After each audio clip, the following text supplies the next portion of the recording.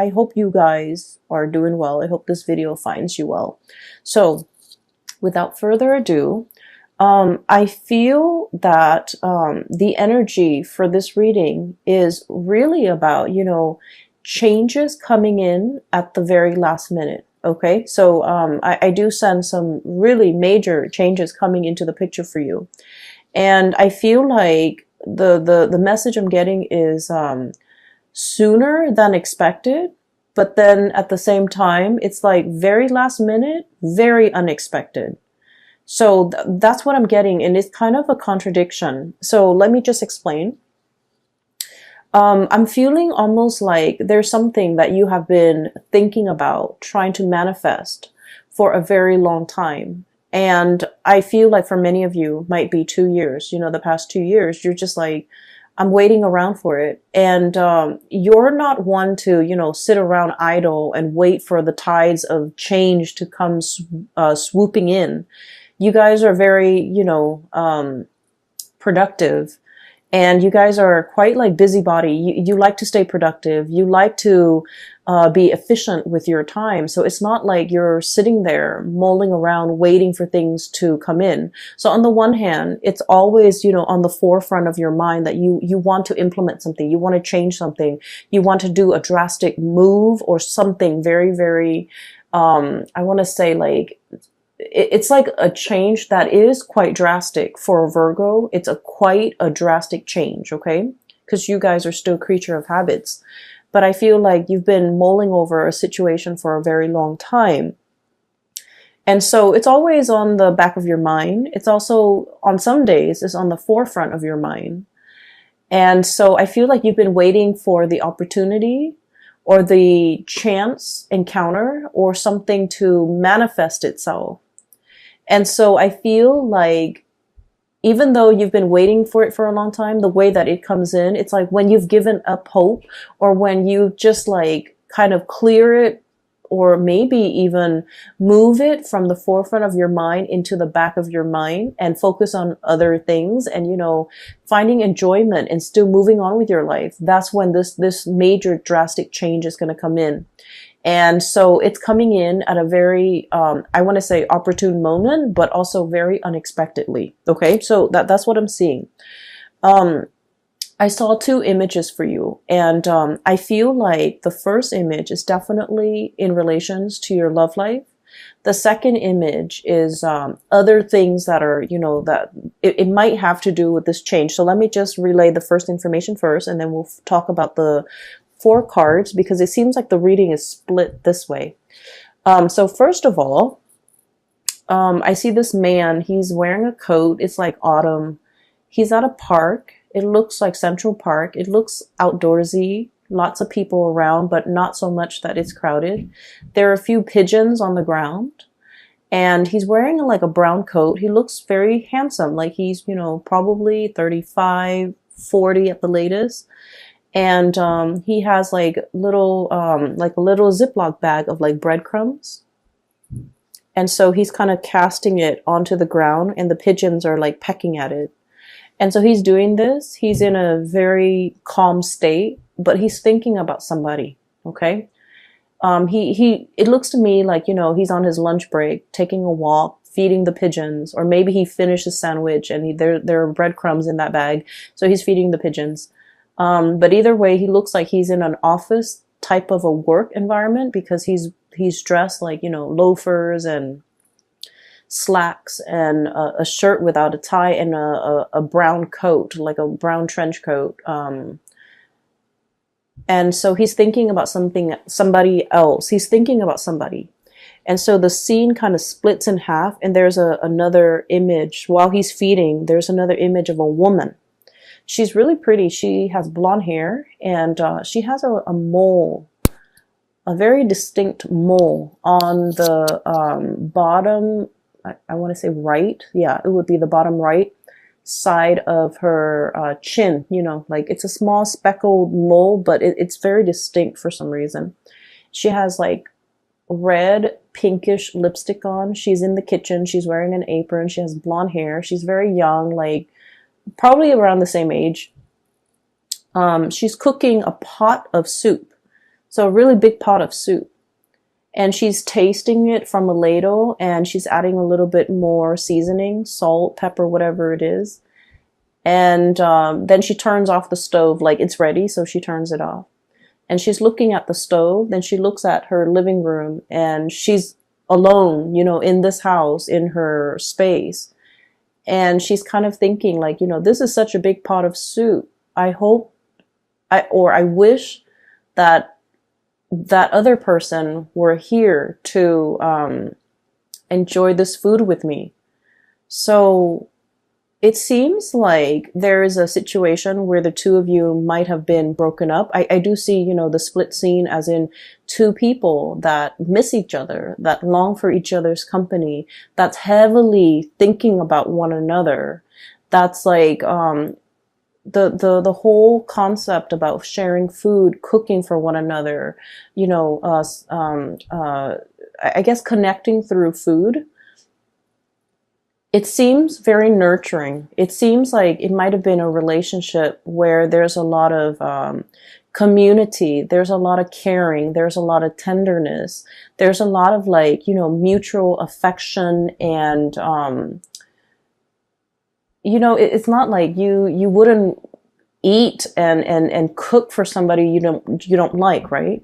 So I feel like in a way the relationship that the two people have had in the past might have been, they might have shared space together, they might have lived together, they might have been married, they might have dated for a very long period of time where they're comfortable around each other and they care for each other. So whatever the situation is, there might have been a situation where two people have broken up and they're still longing to reconnect. Okay, so I feel like for majority of you, that might be the situation, because he's on the park bench eating lunch, possibly by himself, and then feeding the birds. Like he wants somebody to share that experience with him. And then she's cooking this big pot of soup, and she's alone in the house, and she's thinking like, I wish that person were here to share this soup with me. So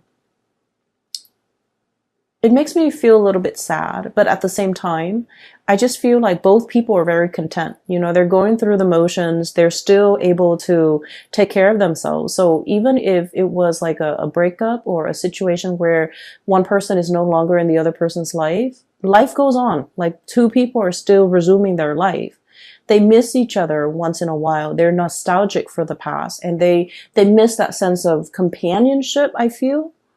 There's definitely a sense of companionship. But life goes on. No one is heartbroken and devastated and unable to function. Both parties are still able to function. Give me just 1 second. I apologize. Sorry about that. I was making tea and the water boiled, so I had to turn it off.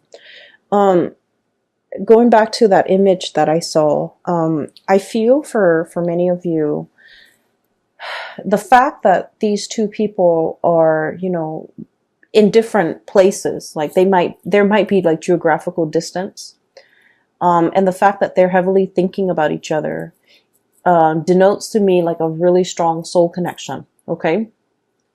And, it's depicted here. I have the Two of Cups. This is the sense of companionship. Okay. The cups energy deals with like emotions and also spiritual energy, where two people feel very, very connected. Okay. When they think about you, they're thinking about you, and it's sort of like, feeds into this, loop where you end up reverting to, thinking about them, and vice versa. So it's a situation where two people are very, very deeply connected, really care about each other. There might be great compatibility as well. Really great compatibility between two people. So for you, especially if you're in a long distance relationship, I feel like there is an immense sense of longing, wanting to be together, wanting to connect, wanting to, share the experience with another person. And then I also feel for others, there might have been a situation where it's like distance, like admiring somebody from a distance is what I'm seeing. I have here the Hermit, and the Hermit is a lonesome card. It doesn't mean loneliness. It seems to me like some type of remote viewing, some type of like distance associated with you and another person. And this combination, the Hermit and the Nine of Pentacles, admiring somebody from afar, admiring somebody's beauty, admiring the way that they look, and yet being so shy or so hesitant about letting them know how you feel about them. Okay, so if you're geographically distant from the person that is, you know, really occupying a lot of your thoughts, and you're thinking heavily about them, I feel like they are definitely also thinking about you. And then I also feel, you know, with Virgos are deeply shy by nature. And so I do sense that some of you might have somebody that you're really admiring from afar. You know, you're like wanting to touch them, wanting to talk to them, wanting to communicate, wanting to really tell them how you feel. But in a way, your feelings for this person scares you. You like to be in control of your emotions. You're also very rational. And I've mentioned this before, but Virgo people don't fall in love. Like, love at first sight is not a thing for you guys. You can date somebody for a very long time, but if you haven't, you know, made up in your mind that you're in love with this person, you might never fall in love with the person. So I feel like, you know, you're very sensible and just like even keel and level-headed when it comes to relationships, when it comes to love, when it comes to emotional expression. And so I feel like you're feeling this wave of emotions overcoming you, and you kind of, you know, shrug it off or cast it aside. And you're like, that's not rational. I barely know this person. It's not rational, you know, to like be head over heels and fall in love with someone when I barely know them. So I feel like you have someone that you're really admiring. You really like this person. They're very independent. I'm getting a feeling of like somebody who might be, let me see, like somebody who's quite exotic, who you know, there's something unique about them. So the woman with the mole on her face, it's coming out. It's near her chin. So like, I feel like you're dealing with someone who's not stereotypically like, it's not somebody that everyone would consider like classically beautiful or classically handsome. But for whatever reason, there's something about them. They have charisma. They have stage presence. They have magnetism. There's something that makes them very unique, and other people cannot help but stare at them twice. You know how there are some people, they're not classically handsome or beautiful by any stretch of the imagination, but there's something about them that's very alluring. And I feel like it has a lot to do with their confidence, the way they carry themselves, the way they carry themselves. Okay, this is a Nine of Pentacles, very independent, self-sufficient, bold. It's somebody who is like, on the one hand, they can be very earthy, very easygoing, not high maintenance. You won't catch them, you know, dressed to the T and like with full makeup on, or, you know, cologne and hairspray and grease in their hair or whatever. Like, they're not made up. They're just understatedly like just confident and put together without trying so hard. It's somebody that does everything with such grace and such ease. And I feel like because of that, a lot of people are very drawn to them. And then I also, going back to what I mentioned before, a lot of Virgo people, you guys are really deeply very shy. You do get stage fright. You don't like to be on center stage. You don't like to have a lot of attention on you. You feel a little bit out of place. And for some of you, okay, please don't get offended. You might feel a little bit, you know, socially awkward in probably a social setting or in a setting where you don't know a lot of people.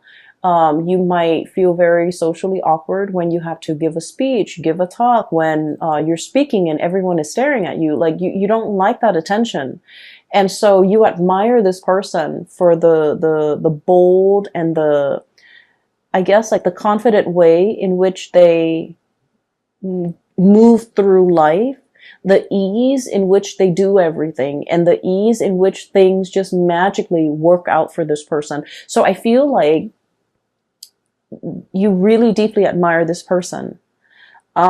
And you might be admiring them from afar. And I feel like for some of you, they are also feeling that way about you. But I feel that the gravity of your feelings for them, it's overwhelming you. You know, like you're kind of dumbfounded about like, I don't believe in first love at first sight. You know, why do I feel so strongly about this person when I barely know them? There's a little bit of intrigue and mystery here. And it's like you might not know a lot about them. They might not know a lot about you. You might see each other casually in passing, and you might feel like, wow, that would be a really good person for me to date or for me to have as a girlfriend or a boyfriend. And I do sense like they have no idea how you feel. And so, you know, trying to make conversation, making small talk. Virgos don't really like that, but like making small talk and trying to get into their inner circle and trying to, I'm hearing infiltrate, you know, trying to like get one leg in the door. Okay. I feel like that might be a really good first step, because they might not have an idea as to how strongly you feel about them. And you're kind of scared of the impact that they're having on you. All right. So let me just, that's for like singles. I feel like there's someone who's really capturing your imagination, and I'm just feeling like you're tongue-tied and nervous, and you get flustered, and you might flush and turn red when they're around or when you think about them, because I feel like your desire for them and your feelings for them can be a little bit overwhelming. Okay, so that's for singles. I'm feeling as if, for those who are in a relationship, okay, if you're together with somebody, you and your partner have like you're kind of like at a major crossroads, not because of the relationship, but you're planning to make some major moves, okay? Make some major moves. And I feel like for some of you, we have here the Two of Pentacles. And the Two of Pentacles is about juggling jobs, juggling responsibilities, trying to figure out, you know, do I stay here where it's stable, or do I go somewhere else? And I feel like this decision, you're trying to think of it. It's like it doesn't exist in a vacuum. You're not making this decision alone. There's inputs from your partner. There's considerations from your partner that's like coming into the picture. And so like you're trying to make all the pieces fit. Okay. And that's going to become a little bit more apparent when I talk about the next image that I see. Make all the picture, like the pieces fit together so that you can, you know, implement some type of a plan. So there's a lot of mulling over. There's a lot of communication. And then I also feel as well, there's a sense of like temptation. Okay, you might be in one relationship and you're captivated by another person. Okay, I'm seeing a lot of like earth and water. So like another earth sign, Virgo, Taurus, Capricorn, and water sign, Pisces, Cancer, Scorpio. So you might be in a relationship with one of those signs, and then you're like fascinated or interested in another person. Okay. And so you're trying to, you know,